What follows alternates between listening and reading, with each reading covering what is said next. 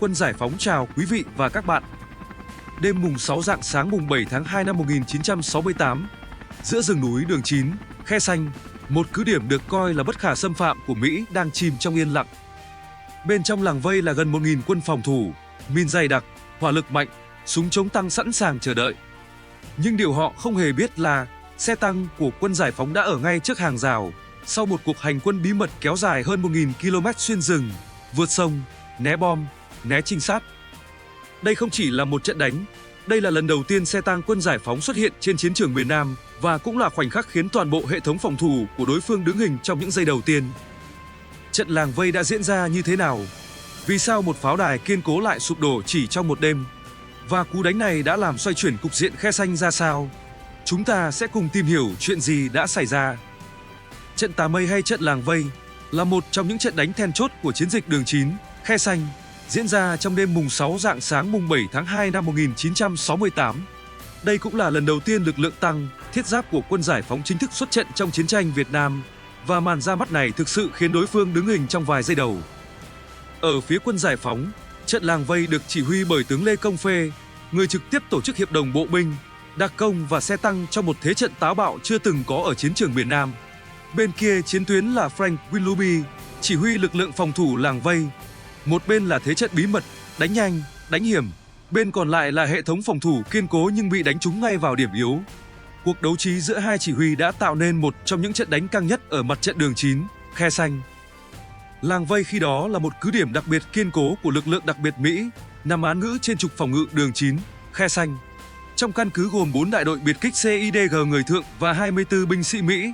Trước trận đánh, có khoảng 520 lính Hoàng gia Lào thân Mỹ từ cứ điểm Hội San chạy về làng vây, nên quân số trong cứ điểm có khoảng 1.000 quân, với hỏa lực dày đặc từ súng cối, DKZ, min Claymore cho tới súng chống tăng M72 và súng đại liên, trung liên, tiểu liên, nghe qua thì tưởng như bất khả xâm phạm. Để đánh vào cứ điểm này, Quân Giải phóng đã huy động một lực lượng hiệp đồng binh chủng quy mô lớn, gồm bộ binh, pháo binh, công binh, đặc công, phòng không, súng phun lửa và đặc biệt là 2 đại đội xe tăng PT-76, tổng cộng 16 chiếc trực tiếp tham chiến. Đây chính là yếu tố khiến trận làng vây trở thành một trong những trận đánh đặc biệt nhất ở Khe Sanh. Lần đầu tiên, xe tăng được bí mật đưa vào chiến trường rừng núi. Tiểu đoàn 198 xuất phát từ huyện Lương Sơn, Hòa Bình, ngày 15 tháng 10 năm 1967, hành quân vào Nam theo đường mòn Hồ Chí Minh. Trong 50 ngày đêm, chủ yếu di chuyển ban đêm để giữ bí mật, đoàn xe đi vòng hơn 1.000 km. Dù quãng đường thẳng chỉ khoảng 600 km, nhưng lúc này đi đường vòng mới là đường an toàn. Khó khăn nhất là vượt qua 5 con sông lớn, 250 ngầm và nhiều lần bị không quân đối phương ném bom vào đội hình gây ra rất nhiều trở ngại. Nhiều linh kiện, vũ khí và đạn dược phải được dân công và bộ đội gùi bộ bằng những đôi chân trần, băng rừng lội suối, rồi đưa qua bằng bè che nứa. Để giữ bí mật tuyệt đối, bộ đội sáng tạo một cách ngụy trang cực kỳ độc đáo, dựng dàn ống che phủ kín phía trên xe tăng.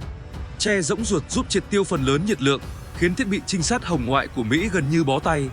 Máy bay Mỹ bay qua cũng không phát hiện được mục tiêu, bom thả xuống, chúng dừng nhiều hơn chúng xe. Ban đêm xe tăng hành quân, ban ngày nghỉ ngơi, bảo dưỡng. Nhân dân các dân tộc Paco, Vân Kiều ở Hướng Hóa còn âm thầm giữ bí mật, trinh sát, vận chuyển đạn dược, bình điện, đúng nghĩa xe tăng đi tới đâu, lòng dân theo tới đó. Đến cuối tháng 12 năm 1967, đội hình xe tăng đã tập kết tại Na Bo, Nậm Khang, Lào. Bước sang mùa khô năm 1968, đoàn bắt đầu tiến về làng vây. Để xe tăng vượt được các con sông lớn như Sepol, Sepang Hieng, mỗi lần phải huy động hơn 300 người dân làm đường ngầm, kết bè vận chuyển vật tư. Đặc biệt, xe tăng đi tới đâu, quân và dân đi sau xóa dấu bánh xích tới đó, quyết không để lộ dù chỉ một manh mối cho đối phương. Trước giờ nổ súng vào căn cứ làng vây, nhiều chiến sĩ công binh đã ngã xuống khi mở đường gỡ mìn cho xe tăng tiến công. Thiếu tướng Lê Xuân Tấu kể lại, đến 21 giờ ngày 6 tháng 2 năm 1968, phía trước đội hình vẫn còn dày đặc mìn. Lúc ấy, người chỉ huy tổ phá mìn là trung đội phó Bùi Ngọc Dương bị thương rất nặng, nhưng vẫn kiên quyết bám trụ tiếp tục chỉ huy nhiệm vụ. Trong khoảnh khắc sinh tử ấy, ý chí của người lính đã vượt lên trên mọi giới hạn của thể xác. Sau khi đánh giá bãi mìn phía trước chỉ là mìn chống bộ binh, không đủ sức cản xe tăng, Thiếu tướng Lê Xuân Tấu quyết định cho chiếc xe tăng do ông trực tiếp chỉ huy tiên phong húc thẳng qua hàng rào. 23 giờ 30 phút, pháo binh bắn chế áp dữ dội. Ngay sau đó, bộ binh, đặc công và xe tăng quân giải phóng đồng loạt tấn công từ 3 hướng: Nam, Tây Bắc và Đông Bắc. Phát súng đầu tiên vừa vang lên, đối phương mới ngỡ ngàng nhận ra xe tăng đã xuất hiện. Sự bất ngờ khiến họ trở tay không kịp, ông Tấu nhớ lại. Đến 1 giờ 5 phút rạng sáng ngày 7 tháng 2, khu trung tâm làng vây bị chiếm giữ. Phía Mỹ và lực lượng phòng thủ sử dụng súng chống tăng M72 bắn trả dữ dội, nhưng phần lớn đạn trượt mục tiêu hoặc bật ra khi gặp giáp nghiêng của xe tăng PT-76. Đúng kiểu bắn rất quyết liệt, hiệu quả thì tính sau. 2 khẩu pháo không giật 106,7mm kịp bắn hạ được một chiếc PT-76, trước khi lần lượt bị các xe tăng còn lại dùng pháo D-56T bắn hủy hoàn toàn. Từ 3 giờ 30 phút rạng sáng ngày 7 tháng 2, quân giải phóng đã làm chủ hầu hết các khu vực trong cứ điểm và bắt đầu tổ chức truy quét những ổ đề kháng còn sót lại trong hầm ngầm, công sự. Đến 10 giờ sáng cùng ngày, lá cờ của quân giải phóng miền Nam Việt Nam chính thức tung bay trên cứ điểm làng vây, khép lại một trận đánh mang tính lịch sử. Sự xuất hiện của xe tăng PT-76 đã tạo ra một cú sốc thực sự đối với đối phương. Được xe tăng che chắn phía trước, các mũi đột phá của bộ binh quân giải phóng tiến công nhanh, gọn, chính xác, với mức tổn thất thấp hơn nhiều so với dự kiến. Trong trận đánh này, phần lớn lực lượng quân Mỹ và đồng minh bị loại khỏi vòng chiến hoặc bị bắt. Về phía quân giải phóng, trận đánh ghi nhận 90 chiến sĩ hy sinh, 220 người bị thương, một xe tăng bị phá hủy, một xe tăng bị hư hại, một cái giá không nhỏ cho lần xuất trận đầu tiên của lực lượng tăng, thiết giáp. Trong khi đó, phía Mỹ và lực lượng đồng minh chịu tổn thất rất nặng, 316 người tử trận, trong đó có 7 lính Mỹ, 75 người bị thương, 11 lính Mỹ, 253 người bị bắt sống, có 3 lính Mỹ. Chỉ một số ít lính Mỹ kịp rút về Khe Xanh trong tình trạng hỗn loạn dưới sự yểm trợ gấp gáp của không quân, đúng kiểu rút lui trong danh dự ở tốc độ cao.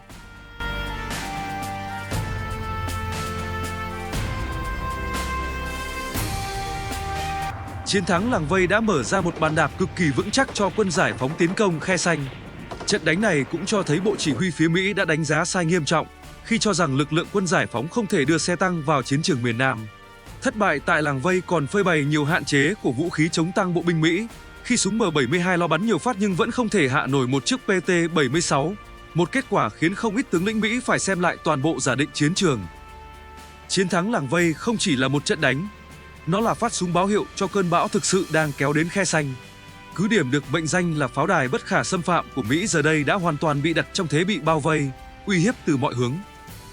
Sau làng vây, xe tăng đã lộ diện, thế trận đã xoay chiều và áp lực dồn lên Khe Xanh chưa từng lớn đến như vậy.